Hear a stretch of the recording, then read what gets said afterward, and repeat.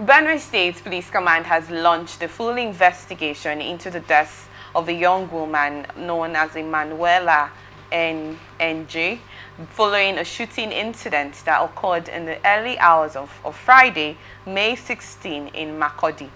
CSP Anene Sewuse Catherine, the police public relations officer for the command, confirmed the development in a statement released to the media. According to her, at approximately 4 a.m., a patrol team stationed at Duku Park, Wurukum, sent in a radio report after a vehicle coming from the Benue Links area failed to stop when flagged down. The driver turned back, drove to the opposite lane and began shooting sporadically at officers, she said. The police responded with the shots, but the vehicle escaped. The police reportedly trailed the vehicle until about 10:00 a.m. when information emerged that a young woman, later identified as Emmanuel Ahenjir, a student of the Federal University, Wukari, Taraba State, had died from a gunshot wound at the Benue State University Teaching Hospital. One of the vehicle's occupants, Apase Kekte, was found at the hospital and has since been invited for questioning. According to Mr. Kekte, the group had been returning from a night out at Kasu Event Center when they drove through the opposite lane and passed the checkpoint without stopping, but denied firing at the police. So now we have a contradictory situation. I recall a particular time of this pregnant woman and her family that was returning from the church, and this similar situation occurred. We weren't there in particular to state how the altercation happened, but we remember that this woman was shot right in front of her husband and her children. For whatever reason that may give, it was still a situation of stop and search. Let's hear your thoughts on what you make of this Chimene, according to the story.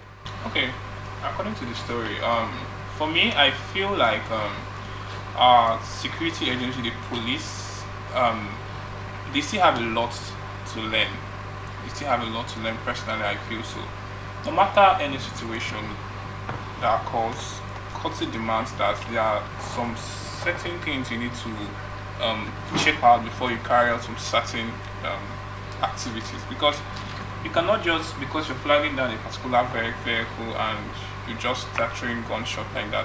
I'm forgetting the fact that there are other innocent people, citizens, because this is just a problem of probably the driver not trying to stop due to some of their taxation and all those stuff. So the driver is trying to bypass such taxation, and instead of you to see other means of doing that, or even if it's not even other means, because what the policemen are actually looking for is just normal taxation, normal way of collecting their little change from this driver, and those change now has cost the life of somebody.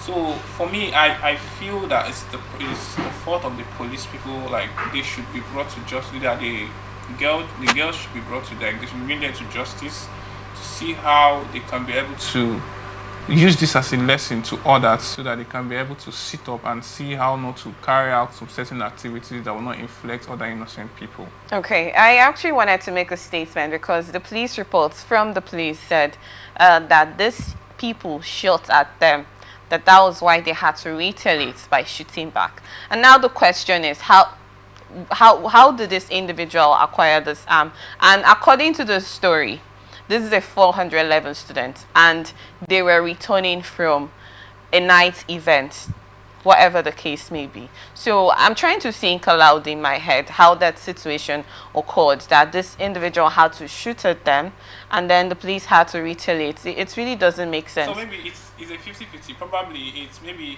the girl is a passerby, or... No, she was in the vehicle. In the same vehicle. Yes. So I feel there's more to that story. There is more to that story, because if the girl was in that, is either she's actually an accomplice or maybe an innocent person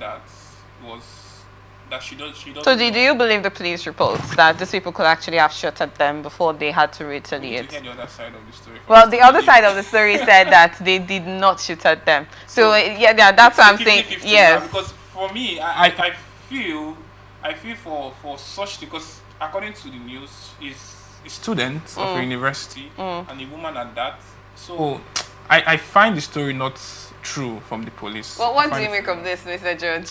Do you agree with him? Do you agree with him? I don't totally disagree with him. I'll first say that it's very saddening for the loss of life.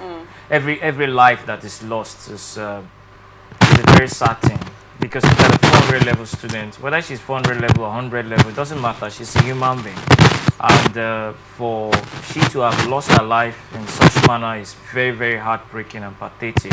Having said that, I will always call for an independent investigation. Why? Because when issues like this come up, there's always conflicting views. Reports, A is saying, oh, they were shooting at us. B is saying, we shot at them. They were not listening to our instruction and all that. Best practices in policing is very important. If you look at policing in other parts of the world, it's very difficult for the police in the United States to just release a trigger, just shoot. You don't just shoot at someone. There are practices, there are best practices in policing. Now, someone might be trying to escape. There are ways to tackle, there are ways to address such situation. You try to chase them, or you try to track them and all that. They have their surveillance and security methods in addressing issues of people trying to escape and all that. So the best practices should be put in place in our policing so that we minimize the loss of lives. An innocent person that is dead cannot defend himself. Like if you're dead as a result of being caught in a crossfire, you can't speak from the grave to defend yourself. You are gone. So how do we minimize the loss of lives, innocent lives, especially in conflict situation, or especially in a situation where there's a shootout like this? So I think it's something that we need to really look into and address. It's very, very important for us to put in these best practices. Okay, well, coming back to that situation I raised and this one, because that one was also a stop and search situation, and this, do you feel that there could be truth from the part of the police and situations we've actually experienced and seen of the issue of police brutality and whatever the case may be? Personally, I feel that there's a lot of reforms that need to take place in our police sector. So much reforms in terms of police-civilian relationship. That police-civilian relationship, in most cases, is very hostile. There should be a working relationship between the police and the civilians, because after all, they say police is your best friend, and they are very hardworking, diligent police officers. Not all of them are bad. Not all of them are corrupt. Not all of them are brutal. But the bad eggs are always defacing and tarnishing the image of the police force. But they are the good ones who are out there to serve. They are out there to protect lives and properties. But generally, the relationship between the police and the civilians is always very hostile. Too many contentions and all that. People should have that confidence that the police, they are here for us. They are here to protect us. They are here to defend us. They are here to safeguard our lives. So that relationship is not really there. Well, some people will be like, why did the driver not stop? Why did he not just stop for the stop and search situation to just, free himself from those whole stress? But we've seen cases where some of them still stop and it's still whatever it is happened. But if I may say, I think just stop and just save yourself from the whole stress, and like you said, there should be a whole situation of reform. Trauma they go through for just stopping. Okay, do we say that was the reason why this particular driver had to drive? He has had past experiences with these people, and he feels stopping is still the same experience he's going to have. So he has a lot of bad experiences with them. Probably it's just to collect those normal change they take, and maybe the guy has drove very fast or something, and they say, okay, for the fact he ran, they are going to shoot at his car. Maybe in the process of shooting at the car, they shot at somebody. Because I don't believe that the driver would just shoot someone who is carrying passengers, students in that matter. No, I don't believe so. Okay. So there is more to the story. Oh, well. Mr. George, you talked about the reform situation. We know that the Nigerian police was actually raised issue over this, and that's brutality from the police personnel disturbing the civilian and all of that. But it seems that it's not really holding water. Can you actually quickly give the reason why it's really not there? Because we will not say that the reform has not been going on. I think last month the police actually had this 1 week police week or something where they were celebrating and doing a retraining of most of their officers into the whole police military relationship and all of that. Why has it really not gotten to that point where most of them will have to take a step back when it comes to reacting to situations like this? Well, I think one of the things that they can do is to prioritize the welfare of the police officers. In what way? In terms of their pay. So do you think that this individual that did this had to transfer aggression to this situation because he's underpaid? That's just one part of it. I have a reason why I said that, because when corruption becomes incentivized in the system, it makes it difficult for them to work very well. Now, I don't want to go deep into that. We're just trying to look at the surface part of it. Another part of it is on the mental health. Like, most of these police officers are under a lot of pressure, and it kind of affects their mental health. And so they transfer aggression a lot on innocent civilians. Yeah.